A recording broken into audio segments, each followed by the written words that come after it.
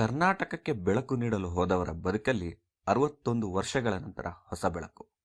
ಹೌದು ಸ್ನೇಹಿತರೆ, 1964ರಲ್ಲಿ ಏನು ಲಿಂಗನಮಕ್ಕಿ ಜಲಾಶಯ ನಿರ್ಮಾಣ ಆಗುತ್ತೆ, ಆಗ ಅದರ ಸುತ್ತಲಿನ 70 ಕಿಲೋಮೀಟರ್ನಷ್ಟು ಭೂಭಾಗ ಶರಾವತಿ ಹಿನ್ನೀರಿನಲ್ಲಿ ಮುಳುಗಿ ಹೋಗುತ್ತೆ.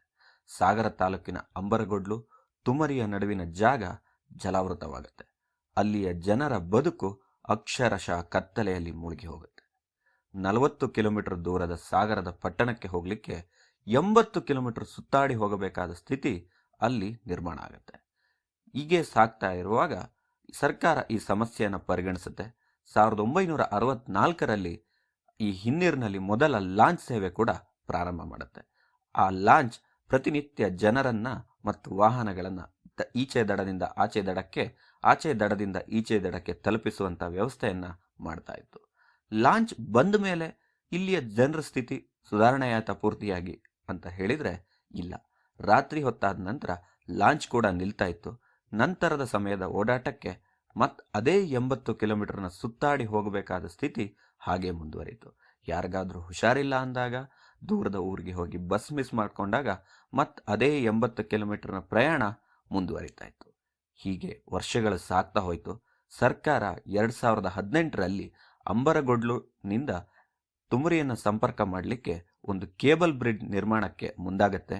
423 ಕೋಟಿ ರು ವೆಚ್ಚದಲ್ಲಿ 2.24 ಕಿಲೋಮೀಟರ್ ಉದ್ದದ ದೇಶದ 2ನೇ ಅತಿದೊಡ್ಡ ಕೇಬಲ್ ಬ್ರಿಡ್ಜ್ ನಿರ್ಮಾಣಕ್ಕೆ ಶಂಕುಸ್ಥಾಪನೆಯನ್ನು ನೆರವೇರಿಸುತ್ತೆ. ಶರಾವತಿ ಹಿನ್ನೀರಿನ ಮೇಲೆ ಕೇಬಲ್ ಬ್ರಿಡ್ಜ್ ನಿರ್ಮಾಣದ ಕಾಮಗಾರಿ ಕೂಡ ಪ್ರಾರಂಭ ಆಗುತ್ತೆ. ಅಲ್ಲಿಂದ 7 ವರ್ಷಗಳ ನಂತರ, ಅಂದರೆ ಈ 2025ರಲ್ಲಿ ಆ ಕಾಮಗಾರಿ ಕೂಡ ಪೂರ್ಣವಾಗಿ ಮುಗಿದಿದೆ. ಬ್ರಿಡ್ಜ್ನ ಮೇಲೆ ಲೋಡ್ ಟೆಸ್ಟಿಂಗ್ ಕೂಡ ಮಾಡಲಾಗಿದೆ.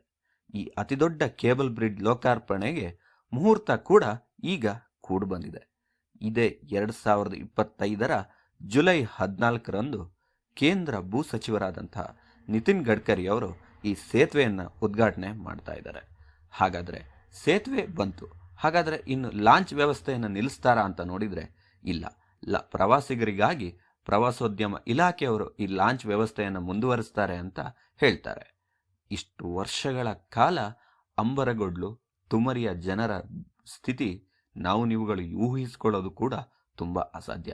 ಈ ಸೇತುವೆಯ ಮೂಲಕ 61 ವರ್ಷಗಳ ನಂತರ ಅಲ್ಲಿಯ ಜನರ ಬದುಕಿನಲ್ಲಿ ಖುಷಿ ಮನೆ ಮಾಡ್ತಿದೆ. ತಮ್ಮ ಕಷ್ಟಕ್ಕೆ, ಹೋರಾಟಕ್ಕೆ ಕೊನೆಗೂ ಫಲ ಸಿಕ್ಕಿದೆ ಅನ್ನುವಂಥ ತೃಪ್ತಿ ಅವರಲ್ಲಿ ಕಾಣ್ತಾ ಇದೆ.